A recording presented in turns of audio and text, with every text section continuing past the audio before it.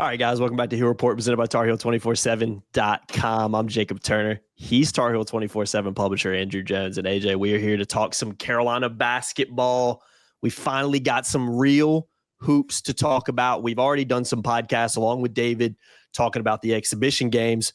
But now, like I mentioned, we have a real game to talk about a little bit more. And a big portion of this is just going to be looking ahead to the Kansas game on Friday night, 7 p.m. tip-off. We did have Reichen the other night, by the way. The Smith Center. Yeah, I know, but I haven't had a chance to talk to you. I haven't had a chance to talk to you yet. So, but yeah, Reichen's been doing a great job. Did a good job. And y'all are going to see Reichen on a lot of the basketball ones. Yeah. And you're going to see Ellie Bowman on a few as well. Ellie wants to do this for a living. So does Reichen. So we're going to give them both shots to doing stuff too. And 100%. You'll be very happy with her. I'm sure she'll be very good. Reichen's getting better. And I'm excited. I love watching. We have 3 interns on our staff that are phenomenal. Right. And fantastic hires. They have such bright futures and it excites me so much. Yeah, every time they have an opportunity to do so. So make sure you send shout outs to Reichen. And when you see Ellie, make sure you send shout outs to her as well. And I'm looking over my shoulder, man. I'm like, Reichen, Ellie coming for me, man. I might not be on here too much longer. You're the mainstay, man. I might be on here too much longer. But yeah, they'll be doing a lot of the midweek stuff. For those who don't know, I mean, I have a 40-hour week job that I do, so it's a little tricky for me to stay up for a 9 p.m. game against Clemson midweek or something like that. We'll be doing a lot of the weekend games. I will be doing the 3 things after the Kansas game and football against Stanford. So, you guys know you see me a lot. It's the diversity of it too. It's the diversity of it, and we want to give other people opportunities, and you guys get to see young people grow into the job. 100%. And I think that's cool. And the quality is really good. So it's not going to change. I'm going to be on all these, and I like it. I think it's fun. I really think it's fun watching them do this stuff and get better each time, because that's one of my motivating forces right now, as you know, is the mentorship opportunities that we have here at Tar Heel 24/7. We have more of them than we did at Rivals, and oh god, and I'm rolling with it big time. I'm embracing it big time. Yeah, it's been fantastic, man, and looking forward to seeing what kind of work they continue to do. Again, you'll be seeing a lot more of them on the channel moving forward. But, AJ, I want to start this with talking a little bit. This is not going to be recapping the Central Arkansas game, but I haven't really had a chance to talk to you about it. So I just want to talk about some takeaways from that game. And one in particular I want to start with is sharing the love, sharing the basketball. That was one of the biggest takeaways from Carolina's win on Monday night in the season opener. And I'm just going to run through some stats. You got a piece on Tar Heel 24/7 about this as well, but this is kind of going to lead into one of the bigger conversations I want to have about what this team might be able to do, despite it being a pretty small sample size so far. I do think there's some trends that are emerging, and this one in particular I think is a positive. So if you look at Carolina's essentially played 3 games this year. You had the 2 exhibition games, then you obviously had the opener on Monday night. But through the 2 exhibition games and 1 regular season game, UNC has 50 assists on 91 field goals, aka more than half of their makes have been assisted. Breaking it down even further, in the exhibition versus Winston-Salem State, UNC had a stretch where 7 straight made threes were assisted by 7 different players. And I think this is the one that kind of tops it off a little bit and puts a nice bow on what we're talking about here. That really, because that stat carried into the season opener on Monday night. Tar Heels had 23 assists on 33 made field goals, including assists on all 10 made threes. And if you look back at last season, UNC had 23 or more assists just one time, and that was the win at Virginia Tech, which was one of Carolina's best performances of the season. So all that illustrates the ball movement on Monday night, and really what it has been so far has been really good. You've seen Carolina make that extra pass, especially on the perimeter, that leads to open shots and better opportunities to hit them. And we saw that again on Monday too. So I think this is one thing I wanted to talk about, because this is a very positive trend, especially when it looks at how it compares to last year. Because one of the things we spent a lot of time talking about last year is, man, this team just doesn't get enough assists. There's not enough ball moving on this team. There's not enough guys that are kind of looking for their teammates to get others involved. And also, in order to get assists, AJ, you have to be able to hit down and knock down your shots too. So what do you make of, albeit in a small sample size so far, what do you make of kind of this trend we're kind of seeing emerging in the assist category? Because I don't think there's any doubt about it that it's a positive one. You'd rather be having this conversation than the opposite one. Well, keep in mind, of the 10 threes they made Monday, of which all were assisted, they were assisted by 8 different players. Mm-hmm. The last 7 threes they had against Winston-Salem State were 7 different players. So their last 17 made 3-pointers have been assisted. and 10 different players have had at least one assist on those threes. It's good. That says a lot. What it tells me, there's some things, it's easy to overreact when you see a team do a lot of good things against a horrible team like Central Arkansas. But there's some parts of the game, if you know ball and your eyes trained and you understand stuff, you can learn plenty in these games, at least learn about various aspects of the team. And sometimes you can really get an idea of what their DNA is early. When you are playing a team like Central Arkansas, in which every guy on the floor probably thought he could take anybody who's guarding him off the dribble and score. Mm-hmm. Anybody could have put up 20 that night, right? But they played the way that Hubert wants them to play. They played good to great as far as getting the shot. They swung the ball.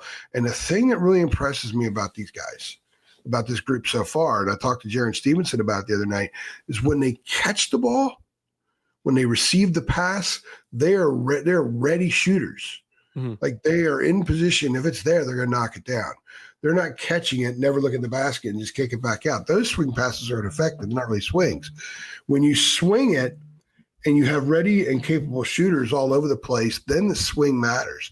You could drive a defense crazy. And you can open up some inside stuff from it too, but you could also get kickouts. Of the threes, Monday night, Zayden High had 2 assists. James Brown had 1. Mm-hmm. They had 3 of the 10 assists on the 10 made three-pointers. Those weren't swings on the perimeter.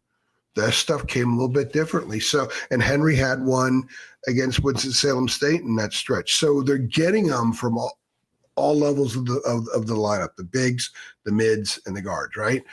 And to me, it's a signal of what they want to be, part of what they want to be. Now, they took 18 threes in the first half out of 37 shots. Hubert didn't like it, said pounded inside, and their first 4 field goal attempts in the second half were at the rim. Mm-hmm. That's what he wants. Yeah, I think they only attempted 11 threes. Was it 11 threes in the second half? I think it was. 11 threes, 28 field goal attempts, which I think this is going to be a high volume 3-point shooting team because it should. Mm-hmm. In part, they're going to need to hit threes to serve as an equalizer in games where they're out muscled. They're going to have games where they play beefier teams that are big. Georgetown's got 2 huge big guys, and they play them together sometimes. The positive, if you're in North Carolina, the negative if you're in North Carolina is the Tar Heels are not very beefy. Like brawn is not a word I'm probably going to use a ton with this team. I may say, channeling their brawnier side, but I'm not going to say brawn a lot. That's just not 100% what we see right now. We envision what this group is going to be. Georgetown, brawn might be a huge part of who they are. But what happens when you play brawn and you're not that physical yourselves? Well, you got to find ways to serve as an equalizer. Hitting threes and swinging the ball will do that. But if your 4 is out there swinging it, what are they going to do with the other big guy? If they're playing 2 big brawny dudes, well, one of them's going to have to go out and check, or you're going to have to go to the bench to match up. I think Carolina is going to force some of these big Houston-type teams, Baylor-type teams, Kansas this Friday type teams that can be very physical to make sure that they match up with the Tar Heels, because they should be consistently good enough from the perimeter and with enough different guys that can shoot where they could force teams to adapt to them more than they have to adapt to other teams. If they are that club, they have a chance to be really good this year. Mm-hmm. And what we saw from the ball movement the other night, and we saw a decent amount of this against BYU, not as much. BYU's better, longer, all that kind of stuff. Plus, it was the first game. But I think that going ahead, if they see a lot of this movement against Kansas, a lot of the swinging and getting open shots and creating them for each other, and dudes just catch, square, shoot, knock it down. If you see enough of that against Kansas, I think that is one of the absolute boxes that must be checked every time this team plays. And I think it's a comfortable way for them to play. You don't see guys thinking and then passing. It is all reactionary. The only guy that didn't do it a couple times the other night was Jonathan Powell. He took some quick threes on possessions, but I also think Hubert has given him a massive green light. Yeah, because he's a very, very good shooter. He didn't hit the other night, but he is a very good shooter. There are going to be some nights where he goes crazy from 3 and helps them win basketball games. So I think if they get enough of them, they get them from the right people, and they're getting defenses moving and getting them tangled up. If a defense is constantly moving and the ball's being rotated, those are great times for entry passes. If you rotate the ball back this way and the defense is recovering, you can get your entry into Henry. And I think Henry at times may have some issues getting a body, like posting up strong in a block and getting a body and going up scoring. He's going to have to use his length to get up and get some of his shots off. And his length is an asset that he does use. He plays 7 feet. So he's going to have to be a 7-footer when he gets a guy on the block. But if you get him the ball a split second quicker than would be the case in a traditional half-court entry pass, you give him a chance to catch, turn, score before the defense is set. And that's an advantage for North Carolina. So it's not just hitting threes to offset some stuff, but you might be able to get some quicker, more efficient, easier opportunity twos as well if you're forcing defenses to move like that a lot. Yeah. And that's what the swing and hitting threes will do. Yeah. You brought up Jonathan Powell, and that's one other thing that I kind of walked away from the Central Arkansas game, 40-point win against Central Arkansas. Not the greatest team Carolina is going to be playing this week, let alone the entire season. But one of the things that I thought in a weird way was a positive for the Tar Heels was dominant performance. Carolina's in control the whole time. But if you look at Jaron Stevenson, Jonathan Powell, Derek Dixon, Zayden High, Jaden Young, Jaron Stevenson was in the starting lineup despite Luka coming back. We'll see how that situation plays out. But you got 5 guys right there. 4 of those 5 played at least 11 minutes in the game. Jaden Young was the only guy who played less than 10. He played 7. But those 5 guys combined to score just 16 points. And it wasn't like they were taking shots. I mean, Jonathan Powell, like you mentioned, poor shooting night, 1 for 6.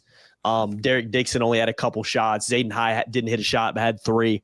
And what I'm trying to illustrate here is Carolina was absolutely dominant in this game from minute 1 till the end, really. And you've got 5 guys right there that are going to factor heavily, whether they're starters or heavy rotation guys this season, that were off. Just 16 points between the 5, and Carolina still dominates like they did. I kind of walked away from that saying, okay, that's a positive. Those numbers need to improve. You need more production out of those guys, especially the 4 guys that came off the bench there. But the fact that you can have off nights from a few of those guys and they don't contribute a lot in the opener and still win in the fashion and dominate in the fashion that Carolina did, kind of walking away saying, okay, not great performances from those guys really, but that's something I think this team will improve on and these guys will improve on. And I think that's a positive moving forward. If you do it against Kansas and you've got a real lack of scoring and bench production, then I think you're going to be in trouble. But I do think the fact that Carolina was just able to control the game in which they did is a positive, despite those stat lines not being as good as they were. So what did you make of that? Because I don't know how much you and Riken talked about kind of bench production on 3 things. I can't remember off the top of my head, but I think Carolina will get more, but it wasn't the greatest night from the bench, and Carolina still looked pretty dang good. I mean, what does the bench need to do for them, especially in a game like that? I think a lot of what the other night was Hubert looking at lineups and just looking for cohesiveness, looking for chemistry sparks, looking to see what made sense as opposed to maybe what didn't make sense. Yeah, especially in the second half, there were some combinations out there, lineups that I don't know how much we'll see this season against big opponents. Got to look at them. Got to look at them. Exactly. Got to see them against somebody else, and that's why some of these games can become lab experiments. Mm-hmm. And I think the other night was a lab experiment to a certain point. I'm not too concerned about that because it's just one game. And I think that there's going to be a tighter, more ironclad group that plays the bulk of the minutes on this team. I think right now, if you leave the starting 5 as it was, and you have Luka coming off the bench, just for the sake of discussion, I'm not saying it's going to happen. Obviously, you have Luka's going to get a lot of minutes. I think Derek Dixon will get some minutes, and I think Jonathan Powell will get minutes.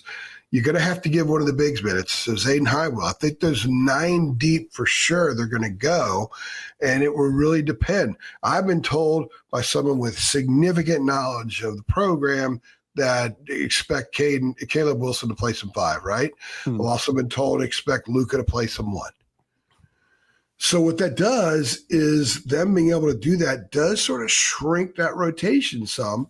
So as much as this club is deep and we say, boy, can you imagine how many teams in the country would love to have a 10th man like Jaden Young, who scored 27 and 26 points in ACC games in a 10-day stretch last February? And nobody else has that. Carolina does. But how often are you going to need to get to Jaden Young?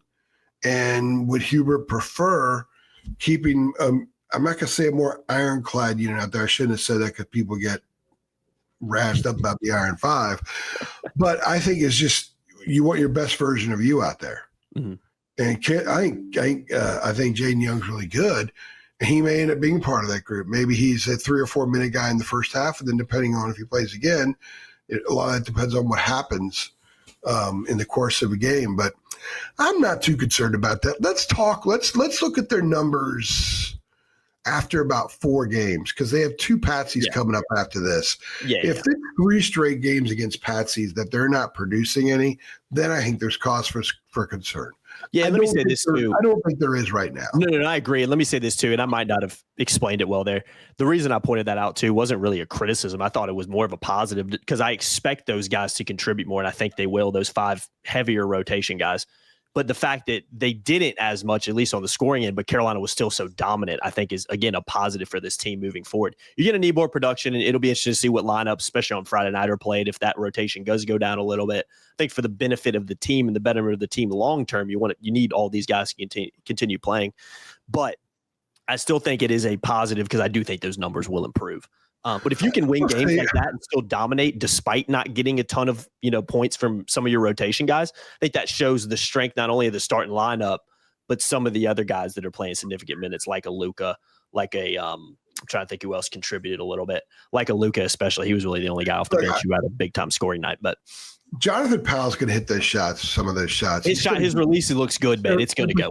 I thought he rushed a few, especially going back to what we talked about a few minutes ago. I thought that the swing didn't happen when it could have, because he was ready, locked and loaded when he got the ball. The other thing, too, is if you're going to find concern, how is Zayden High going to give you some production? I think the starting 5, backup 5 is definitely still a concern for sure. I don't think we saw anything on Monday night that makes you feel better about it. You know what I mean? I was told by somebody in the program he thought he was going to play a lot, and he deserved, and he's played real well. You could see improvements in his game. Yeah, for sure. There's no doubt about it. He's a better player than he was. His skills appear more refined and better, but he doesn't have great footwork on defense, and he got blown by a couple of times because he got turned into a pretzel with his legs. Mm-hmm. And a guy like that should have spent, he had the whole year. I know it was a tough year for him, but he should have spent like 500 hours just doing defensive slide drills. Yeah. And just training his feet to become conditioned to slide a certain way defensively. He gets tangled up, and then he's recovering, and everyone's like, man, he just got blown by. Well, he's tangled up a lot of the time. Untangle. Mm-hmm. That's a skill you develop. Untangle. And I wonder how much of that is too, because when I'm watching him, I do think I agree with you on that. I think he looks like he's still getting used to kind of playing again. I wonder how much of just being out of the game. I know you can still practice and play pickup and all that stuff, and when you're not, but just being out of the game and real life game reps for so long. I wonder how much of that maybe just naturally improves as he just gets more minutes and exposure. Maybe it doesn't, but I'm kind of watching him like he kind of is playing like a guy who hadn't played a lot of basketball in the last year. And I mean, he hasn't, you know what I mean? I think it's a matter of time. I think they're pretty confident in him. And I see stuff in his game, like in warm-ups. I know it's just warm-ups, but you can't fake being sound fundamentally in warm-ups. It kind of is there, right? You can see what guy's a little off, what guy's on.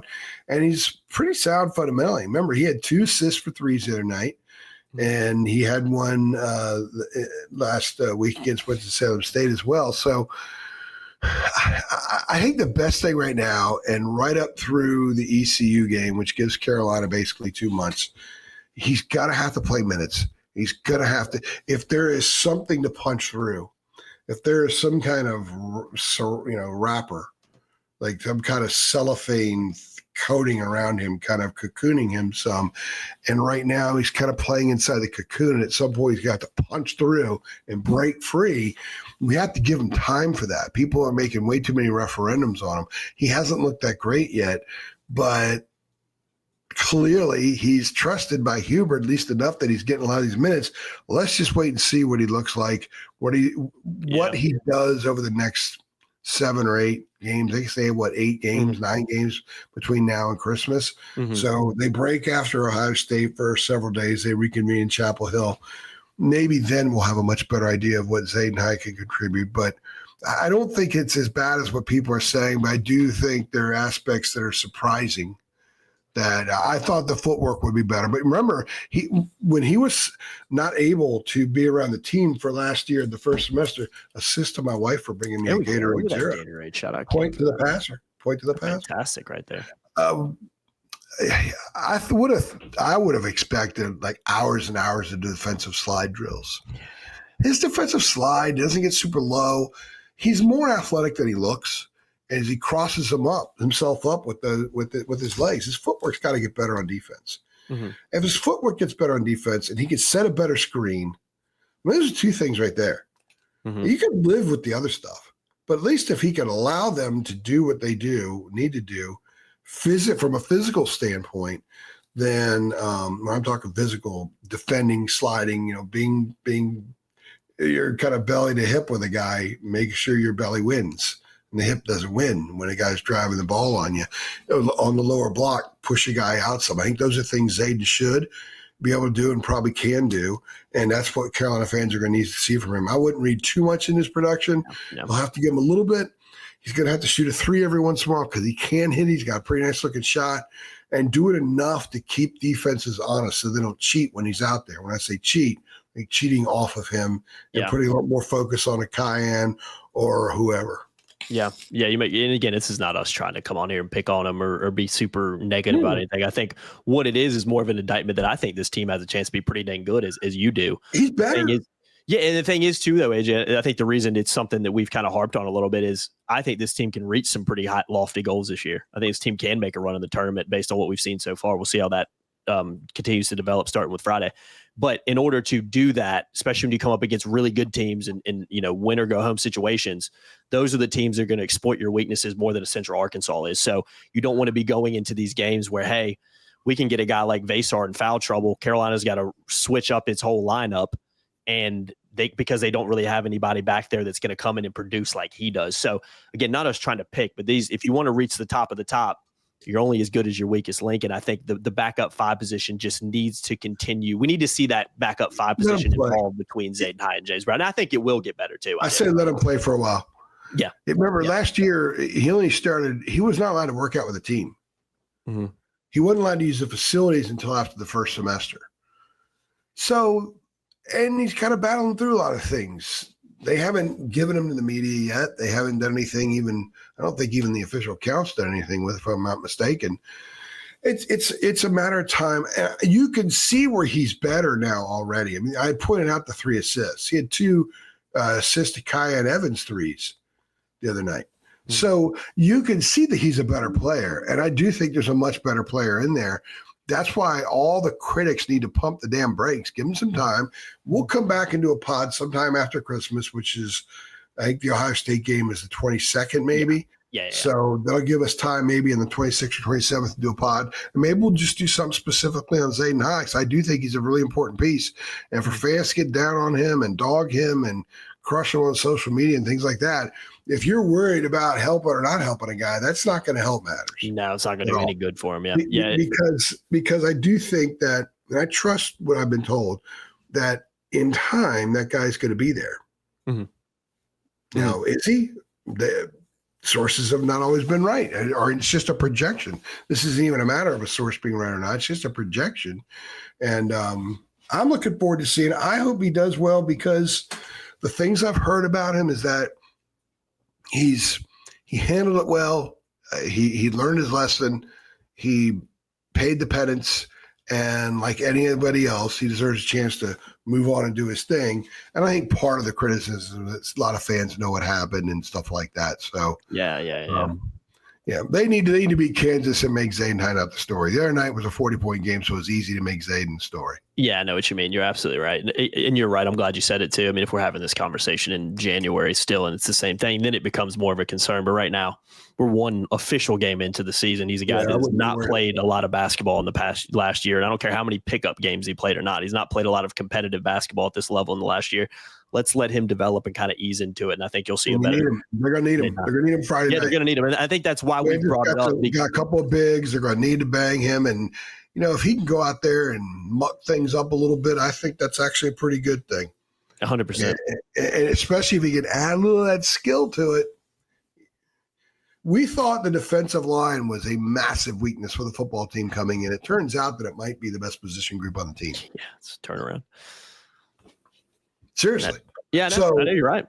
But they weren't against TCU, but it took time. They've developed. I think Zayden is going to possibly follow the same path. Same track. I don't know. Maybe he doesn't.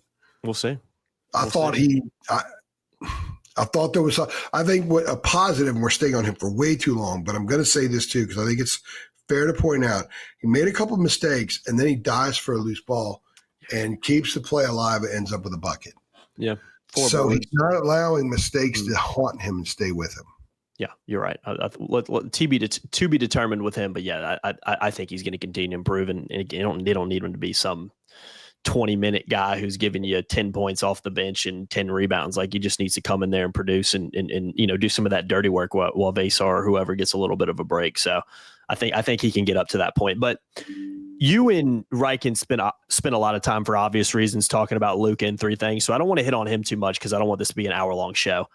But I do want to talk about somebody else, and I was really impressed with Luka as well. I think he looked like a guy who'd played professional basketball before. There was a quiet calmness to him and an experience to him that you almost can't really quantify in a stat sheet. I know he had a pretty good game, but that he just brings to the court and to this team. And also you could see the talent that was there for sure. But I think even more importantly than that, AJ, is I genuinely didn't even feel like he got out of first gear against the Arkansas. It felt like he was coasting through the game, and he still played really well. 10 points. I'm trying to pull up his stat line, 5 assists, 3 rebounds, didn't shoot the ball spectacularly well. That'll continue to improve, especially 1 of 5 from 3. And you still kind of leaving the game like, man, I like a lot of what I've seen from Luka, and I don't even feel like he really had to get out of first gear to play like that. So I'm very intrigued to see what he does on Friday night, because I think that is the biggest test for the team for the season. His biggest test, obviously, as a college player, but if he can come out and play like I expect him to against Kansas, I think people are going to really start taking notice around the country of like, who is this Luka Bogabot guy? Because I think he has the potential, and we've heard a lot of this stuff behind the scenes, to be the absolute real deal for North Carolina. And if Carolina wants to reach those goals, he's going to be a absolutely vital part of it. So I know I just said I don't want to talk about him too long, but let me just get your thoughts on him real quick. And then so let's talk about him in 10 minutes. Yeah, I know, but I was like, I said it. And I mean, we can't not talk about him for a second. I think we need to talk I'm with you on it. I think part of him looking like he never got out of first gear is one of his strengths. Because there's a calm coolness to him that is impressive. And I think that's probably how he's going to look against no matter who he plays. I think you saw some Luka mannerisms the other night that show why he was so appealing, and that's part of it. I think that in time, you're going to see Luka have the ball in his hands at the beginning of possessions a lot more than he does right now. There was a sequence the other night where Carolina got into its offense. Maybe it was its secondary break. It didn't work. They reset, kicked it up top. Luka got the ball, and Derek Dixon slid over as if he was a 2. We've been told that Luka's going to play some point this year, that he can handle it, which he showed the other night, and he's athletic and quick enough that he can get to the rim if he needs to. He can shoot the floater. He had that. He can catch and shoot threes and all that kind of stuff. But I don't think he's going to be a guy who does it looking like his hair's on fire. And that's part of the pro in him. That's part of the mature, experienced guy in him. I think it's a calming presence for the rest of the guys. Not that they need it too much, because I think there's a lot of that in this group. But he just stood out for, I'm pretty good. I could do what I want out here, and I don't have to sweat. Remember the old, what's that old slogan? Don't ever make him don't ever make it look like you sweat. Don't show them you sweat. Yeah, I know what you're saying. You go in for a job interview, you don't want to have all your pits all wet. Yeah, you don't want to look stressed out in there. Yeah, you just want to, I got this, man. I got this. I think that what we saw, there's an element of that. What we've heard is there's an element of that. Now, that may change here in a week. Who the heck knows? But that's what I really liked about his game, is that he'll be really easy to play with because he's that kind of guy. Mm-hmm. And he doesn't need to be Super Bowl dominant early either. Sometimes you get a lot of big scores. They need to be Super Bowl dominant. And I don't believe that that's going to be Luka. That part of it's because there's a lot of guys on this team that can do nice things with the ball, but they're going to go back to that screening team, that high ball screen team. High ball screens with Luka and Henry could be lethal. I know. And just allow his game to unveil. Hubert told us, was it Hubert? Somebody around the program told me a week ago that they only had like maybe 50% of the stuff put in. Wow. So there's a lot more to put in, and part of it's going to be based on what they see. Mm-hmm. Why put something in that's a weakness because you don't have the personnel for it? Last year's team didn't really have great personnel for certain things, and it took a while to figure that out. Figure those things out now and snip the cord to them now. Mm-hmm. Mm-hmm. So they don't reappear at some point down the road when it's probably not good for Carolina for them, those things to reappear. Yeah, seems like good coaching right there. Kyan Evans, the guy I actually wanted to talk about. I wanted to talk about him really quickly, and then we're going to just talk about what Carolina needs to do to win on Friday, and we'll be out of here. But he was the guy that I kind of walked away from the game, funny enough. And I know Caleb Wilson's just been absolutely phenomenal in the 3 games we've seen him. I know Vasar's looked pretty good. I know Trimbles looked pretty good. And I know Luka looked good. But I really walked away from Central Arkansas being the most impressed with what I saw from Kyan Evans, because we talked about, question marks surrounding the lead guard position, the point guard position. What does that look like? How does that develop throughout the year? But I think when you look at his stat line against Central Arkansas, again, the tougher test to wait on Friday, that'll be a little bit more of a sample size. But from what we've seen, 25 minutes, 15 points, 5 for 8 shooting, 4 for 7 from 3-point land, so efficient, 6 rebounds, 4 steals, 5 assists, and just 2 turnovers. And I tweeted out what I just said. I thought it was a very effective and I thought it was a very efficient performance from Kyan Evans.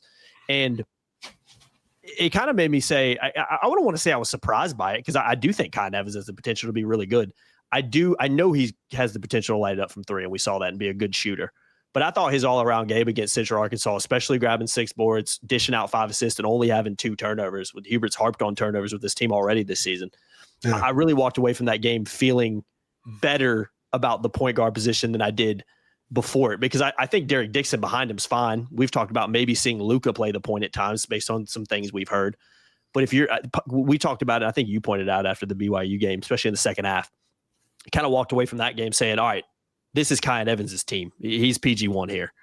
And that performance on Monday night, I think, felt good of like, okay, it seems like he's settling in, and we saw some of the high end in his game that Carolina's going to need if they want to have a really successful season this year. So what did you make of his performance on Monday night? I agree. It was a heads-up performance. One of the things we were told about Kyan, I watched him at Colorado State last year on TV some, and he's a heads-up player, but he's got more on his plate as a point guard now. Last year, Nick Clifford would just end up with the ball, and Kyan could kind of float off and get some shots that way. He's got more on his plate. I asked Seth about it the other night, about Kyan having more on his plate. Mm-hmm. And he said he had a conversation with him after the second exhibition game, and they both said like neither one of them played as well as they thought that they should. And Kyan was really kind of, okay, like this hasn't gone as smooth for me yet as I thought it would be, or as I would like it to be. So they talked about a few certain things. Seth, the older guy, the one who's represented the uniform, understands what it's like to play for what all this means. And I'm not suggesting that Kyan has had an issue with that, but that's got to be part of the conversation, because if he struggles, fans are going to let him hear about it. They're going to pepper him wherever he goes. And I do think what he did was, again, it was Central Arkansas is a bad team, but let's disregard that for a moment and just look at Kyan's approach to the game. Heads up, sees everything, pitch ahead. I don't think he took a bad shot. He doesn't force shots. He's got a beautiful release. He's got a beautiful rotation. Relaxed, like it looks easy for him, the release. Yeah, he's a high-end shooter, and he's a guy that's going to be able to help them in time. They have enough shooters that it should be really difficult to go on big, fat runs against the Tar Heels, because I think they're going to be good enough defensively to stop some of that. But if you've got Kyan, Luka, Seth, Caleb, and Henry on the floor, you've got 5 different guys who can score at all 4 levels. Most of them all 4 levels, and certainly collectively as a group, not like 3 of them can at all 4 levels. So that's a huge positive. I don't know if Kyan is a 100% 4-level scorer against more physical guards. We'll have to see that. But kind of going back to what I said a few minutes ago about physicality, he's pretty cagey. Mm-hmm.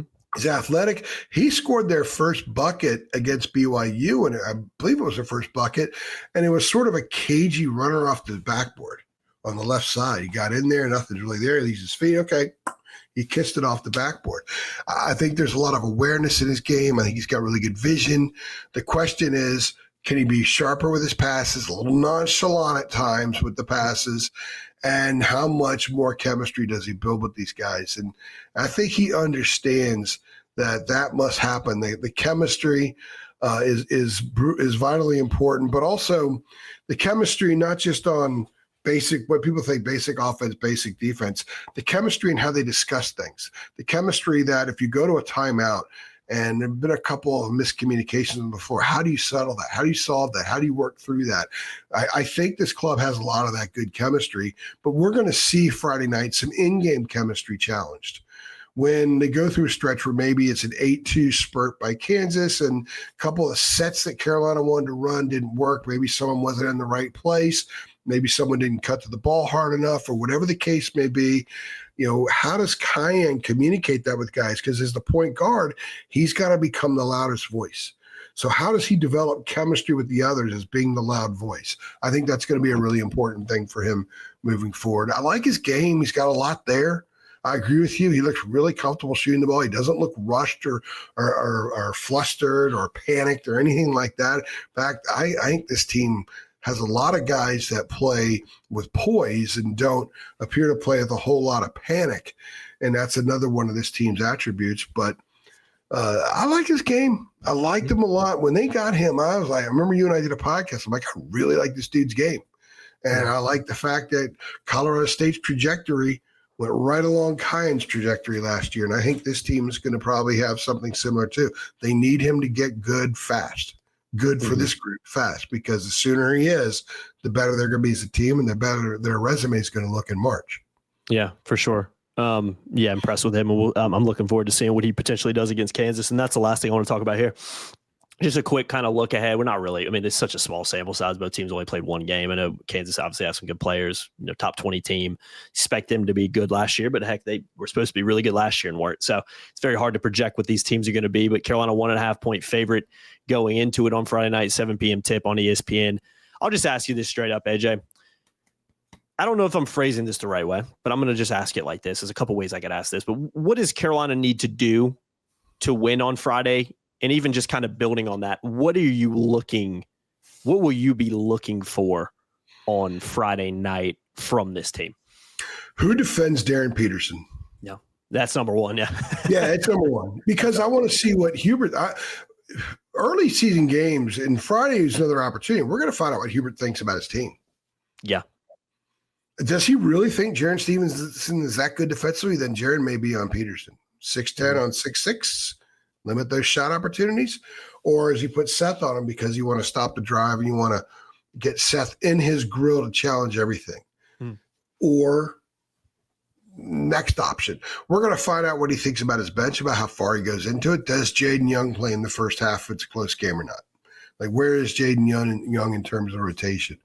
How much does Jonathan Powell play if the main guys are in the game and there's no foul issues? We're going to learn stuff like that. We're going to learn what Hubert thinks about his guys defensive, like who is the best defensive, mid-size, I guess, if you will, wing that could guard Darren Peterson. That's why it's the first thing to me. I cannot wait when Kansas gets the ball, who's on Peterson? I think it's going to be Seth, personally. But I also think that they might be able to afford to switch on him a little bit when you've got Jaron out there. Now, Luka, maybe you can't. Maybe Luka, you just sort of sell out and say, look, you get in his drawers and you stay there. That might be the mission as well. The other thing is going to be, how do they handle some of Kansas's physicality? Kansas is always big and physical up front, really good rebounding program, a lot of similarities to what Carolina's been for so long. How do they handle some of the physicality? How well does Henry post on the block with Bedinga? I'm butchering his name. I said it right last year in Lawrence one night, or we were there that one night. But anyway, how does Henry handle getting position on him? We haven't seen a lot of traditional get your butt down on the block, make yourself available, get the entry, turn and score. We haven't seen much of that yet. I don't know how much is there because we haven't seen much of it. If it's there and he has success against Kansas, then that should alleviate some of the concerns about how this team fares going up against a very physical team that can also match some of their skills. So do they have to simply find ways to compensate for some of the things that Kansas will do as far as their girth, their toughness, their physicality inside, and also in the perimeter? Because I think Kansas is they're gonna have some older guys. I'm drawing a blank on one of the guards. It's been, I think he's Illinois, Southern Cal. He's been everywhere. He's been everywhere. Yeah. He's been all over the place in every league. And so all those, there's so many things about this that's interesting to me. And that's what I love so much about it, Jacob, is that it's intel. We get intel Friday night, and Hubert and staff are going to get a lot of intel. But I would say number one is Darren Peterson, who guards him. Mm-hmm. Number two, what kind of offense can Carolina get running through Henry in the post? Because Hubert was talking the other night about how many looks they can get from the post. Well, let's see more of it. But you just can't have a guy in the post that just chucks the ball out to somebody on the wing.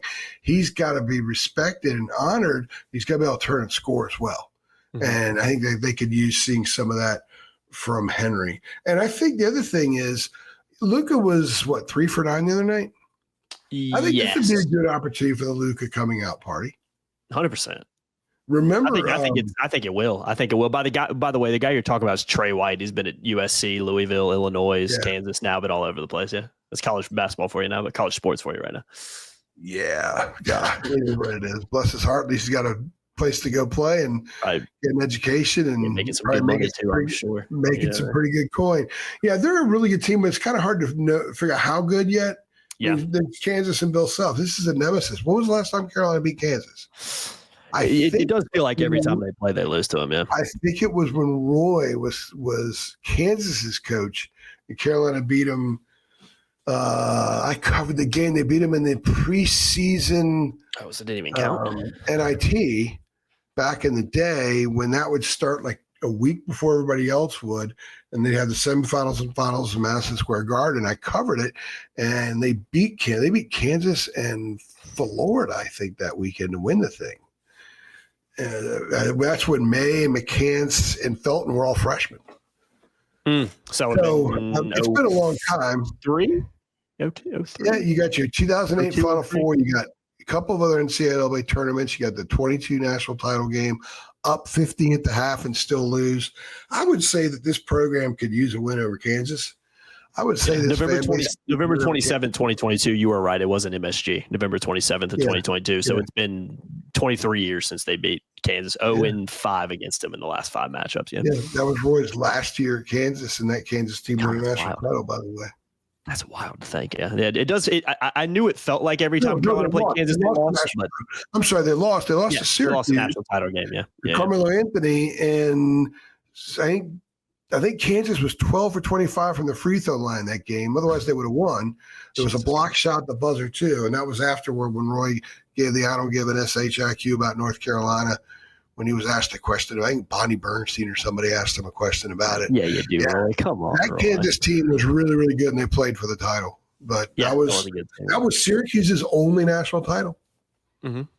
I know. And by the way, I got a tour of the Carmelo Anthony Center last year when I was up there. Nice. I had to go pick up my credentials, and I went over to the basketball offices, which are not where the dome is, and the SID showed me the Carmelo Anthony Center. Great. That's a great facility. Oh, I can imagine. I bet it is. Last thing I'll ask you, how important of a game is it, do you think, for Hubert Davis in this program right now? I think it's huge. I think it's huge because there's going to be a referendum if they lose. I don't think there's going to be one if they win. If they win, it sort of kicks the can down the road some, right? Yeah, people will be feeling good about it for sure. Uh-huh. First of all, I think he probably knows. I think a lot of people on the program are well aware that what the reaction is going to be. But I don't think if they lose, they've got 20 days before they play Michigan State. So that's 20 days where people can just shovel dirt on Hubert. And they're going to, because even now you go look at the comments and some of the stuff we run the reels and everything like that. People just dogging Hubert. Mm-hmm. Man, I love the roster, but I don't want Hubert coaching. Well, who put the roster together? Yeah, about to say those two can't really exist separately. It's not just Jim Tanner. Jim Tanner just can't take anybody he wants. Say, hey, Hubert, coach this guy. You can't give credit to a roster that has all these new players and not give credit to the actual freaking head coach at the helm of it. Hey, I gave $600,000 to Kevin Roy and Jacob Turner. Go coach him, Hubert. You did what? Yeah, come on, man. I think it's really big. I was asked the other day by somebody that said, do you think this is the biggest regular season game of the Hubert era, which he is now in his 5th year? And I said, going into it, perhaps so. The Duke 1 and K's last home game became super important once they won. I mean, nobody gave them a chance going in except themselves. They're insulating watching those Lakers videos, and Hubert just master class getting that group ready. I think they had tremendous inner leadership led by Armando and also Brady Manick, by the way. Yeah. Oh, God. Brady was a very good leader on that group. He grew into that role. So that was obviously a huge result. But going in, Hubert needs to win this game just to keep people from firing missiles at him, if you know what I mean. Just to quiet this, calm things down a little bit. Yeah, calm things down. Is it the biggest regular season game of the Hubert era? I mean, you could probably make a case that it is, but there's going to be so much more to come afterward.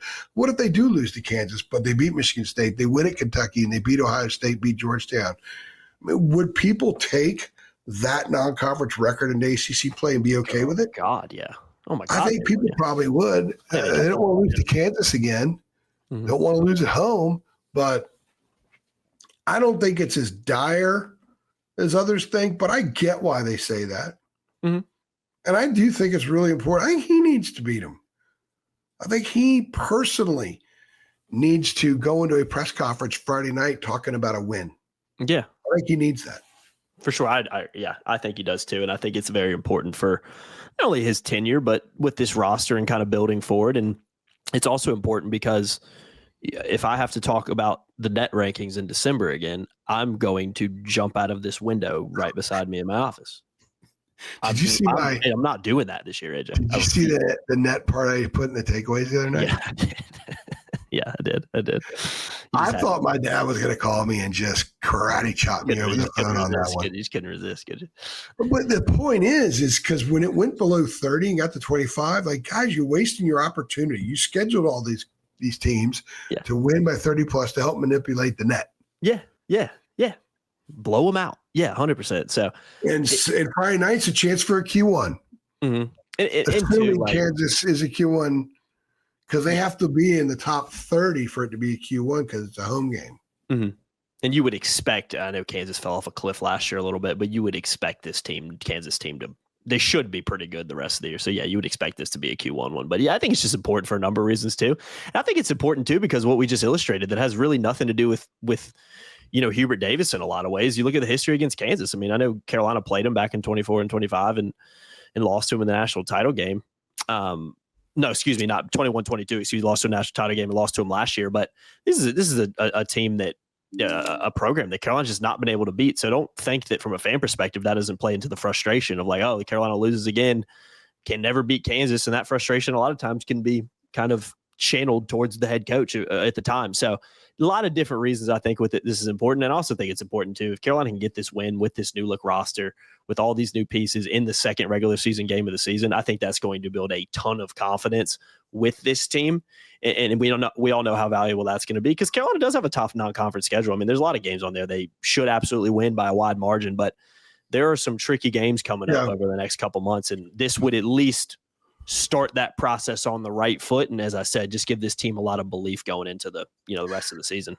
Last thing I'll say before we go, what kind of reminds me of is when Gonzaga came in December 2018 and they had, I was at that game. Yeah. And they had a loaded roster, a bunch of NFL guys. That was the seventh Woods. You said NFL guys, by the way, AJ. You said NBA guys, excuse me.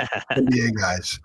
And you maybe get a little NFL physicality from some of the bigs from Kansas. Yeah, probably. Yeah. But that was the seventh Woods game. He had a great first half against Kansas. Yeah. And that was a 2018-19 team that that was really, really good. And that's the club that Cam Johnson ended up being the dude on. He kind of passed Luke by, and he was the dude. And we saw Cam Johnson that year kind of develop himself into a really good NBA player while he was still at Carolina.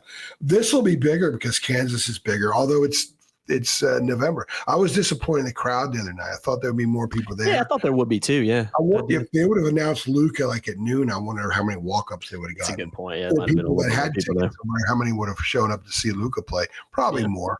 Mm-hmm. But it'll be full. It's sold out, and it'll be a really good atmosphere. It'll be pretty cool to see the Dean Dome rocking when it's not Duke in there, because I think it's going to be rocking pretty hard. I think so too. I really do. I think it's going to be a primetime environment. Yeah, my dad asked me a couple weeks ago because he was like, or maybe it was last week. He was like, yeah, you know, what is the environment like? I was like, you know, when Carolina brings in like a non-conference opponent like this, and I was trying to think back. I'm like, I know I've seen Carolina play a big time team in a non-conference game in Chapel Hill in the last 5 or 6 years, and it was the Gonzaga game I was thinking of. But I kind of told him, I'm like, Maryland came in in the challenge a couple years after they went to the Big Ten. That was a big one. Iowa came in. Wisconsin brought a really good team in, and the atmosphere was really good. So they had it. The Duke game, but the atmosphere is still good. I expect it to be fantastic on Friday night. I think it's going to be good. I think it's going to be off the charts good. I hope it is. Some of these guys need to play in that environment sooner rather than later. 100%. Like Kyan needs to run an offense when nobody can hear him. 100%. You know what I mean? 100%. Yeah, I think it's going to be fantastic. Yeah, I'm looking forward to it. I'm excited. Give these kids a dose of being Carolina basketball players. Yeah, they're going to get it. I think they're going to get it on Friday night. Yeah. And from a Carolina fan perspective, hopefully Carolina can walk out a winner in that one. But regardless of what happens, we'll be here at the Hero Report and to break it down. I haven't done my picks yet for football or for a Kansas game. Stanford. Yeah, I picked Carolina to win. I forgot about like 4 maybe. You know who else was in that NIT Final Four? Stanford was there too. Yeah. It's a good point. Yeah. Stanford was there. That's back when Mike Montgomery was still there. They're a really good program. I think Florida was the other team in that NIT Final You would remember that. I can't remember what I did yesterday, to be honest with you. I covered the game. I actually ran into Roy in the airport at LaGuardia the next morning. Early. I mean, he had no idea who I was yet. I hadn't become a thorn in his side yet. Yeah, little did he know. I hadn't become anyway, Roy and I get along right now. But it was interesting that I'm in the airport. LaGuardia is an utter nightmare in the morning for an early flight. And I happen to turn the corner and I'm looking up, trying to figure out, where I'm supposed to go. And I kind of run right into Roy. And Roy looked at me like he wanted to rip my head off and use it as a grenade. Not the only time Roy looked at you and wanted to rip your head off, I'm sure. But yeah, that's another story time for another day. He wasn't at the game that night. Oh yeah, he wasn't. That's a fact. They didn't show him 7,000 times on the ESPN broadcast like they usually do. Huh? Wonder where he was. Playing a little golf, maybe. Just chilling. I don't know. Hopefully he'll be there Friday. Boycotting because they wouldn't free Luka. Maybe he was boycotting. Maybe he was boycotting because they wouldn't free Luka. He's like, I ain't coming to a game until they free Luka. You know what I mean? He's going to have Kansas there. The Roy Kansas thing, the sticker. I saw the sticker back in 2008. There's no chance he's not there on Friday, right? There's no chance he's not. I have no idea. I don't know. I know the Roy moved. Oh, he moved. He and Wanda sold the house in Chapel Hill. Oh, did they? I didn't know that. They lived down the Pinehurst area. Plus that makes a lot of sense. I didn't know he lived down there. Charleston. Yeah. In fact, Roy is one of the originators of a breakfast club, so to speak, in Charleston. In fact, Google it. Scott Hamilton of the Charleston paper wrote an outstanding piece about Tuesday mornings. A bunch of old retired coaches get together for breakfast at some joint, like in Somerville or something. Is the former? I wonder if the former College of I can't blank on his name. The former College of Charleston coach is a part of that. Didn't they have a guy who was down there for a long time? Yeah, was he? I wonder if he's John Kress there. Bobby Cremins is there. Bobby Cremins. I was thinking of him too. Yeah. Paul Johnson sometimes is there. Roy's there a lot. It's a phenomenal piece. I was texting with Scott about it when he sent me a link to it a couple of weeks ago. Scott Hamilton, the Charleston News and Post and Courier. Yeah. And Google coaches breakfast. Roy Williams, probably throw that keyword in there too. Roy's in his element. Roy's a fraternity. He's a frat boy when it comes to the coaches. He is, man. He does love it. He's friends with so many of them. Some of the most fun I had covering Roy was when he would start telling stories about it. When they played Gonzaga in 2017 for the title, Man, he and Mark Few didn't have enough stories to tell about each other. Roy told that one story about when they were at a Final Four in St. Louis or something, and you could go riverboat gambling, and they went gambling, and they had to rent a car and drive somewhere to get on one of those boats. And it's a bunch of old frat boys that make millions of dollars is what it is. Basketball frat boys. Good time, man. Yeah, just having a good old time. But read Scott's story. It's really, really good. And it makes me happy. Roy's living his life, man. Mm-hmm. I know that when I talked to him a couple of years after he left, and he's like, man, I miss it. I really miss it. I think maybe he's come to terms with it now. Maybe that's one reason he wasn't there. It could be. I know that I know he and Wanda went to Europe here not too long ago. Yeah, he's living his life, man. He's living his life. Look, she put up, coaches' wives put up with a ton. I know that, like, and sports writers' wives do too. Whenever I finish this thing, if we have any money, my wife's going to say, well, let's go somewhere. Yeah, you owe her that trip. You owe her about 30. Let's go do this. Let's go do that. I'm like, oh, okay. Check the bank account real quick. Bed and breakfast crap. Yeah. Oh, look at these sheets. Like, yeah, whatever. Just whatever makes you happy. See, we're in our 21st year. Wow. So really? Now, so it's 21 years almost doing this crap that she's put up with. So credit to Kim, man. Credit to Kim for that. What a trooper. She's really MVP when you think about it. This is probably why I will continue doing this until the Lord takes me, because I don't want to have to stay in that damn bed and breakfast. Yeah. You refuse, man. You're putting your foot down. I'm gonna just keep working until I pass. I am not. What sheets? Well, I mean, you did. If you haven't seen, this will probably come out before the football show. Make sure you go watch the football show. You can hear about how AJ almost got killed in a Denny's last Friday night. Not really, but kind of. So just a little teaser for that one. This will come out before that, I'm sure. But go. Yeah, this is double veer off tonight. Yeah, we veered off easily on these. We said we weren't going to go long. I don't know how long we've gone on this. Probably longer than we wanted to. Definitely longer than 30 minutes, which we said before we started recording. AJ was like, "Oh, no way, we go longer than 30 minutes." 9 Noah Weisskopf text messages that I have not responded to yet. Yeah, I've got about 7,000 different things. I got about 7,000 things. Gonna hit reset. Come on, AJ. Come on, man. Answer the damn phone. You're lucky. It must not be too urgent. He would have probably called you 7 times by now. So hopefully nothing too crazy. But I've been Jacob Turner. He's been Andrew Jones. We're getting out of here. Get involved in the comments. Let us know. Give us your predictions for the Kansas game on Friday. Let us know your takeaways from Central Arkansas. What'd you like? What are you concerned about? What do you think is going to happen on Friday night? Appreciate y'all watching. As always, like, share, subscribe, notification bell. See y'all. Thanks.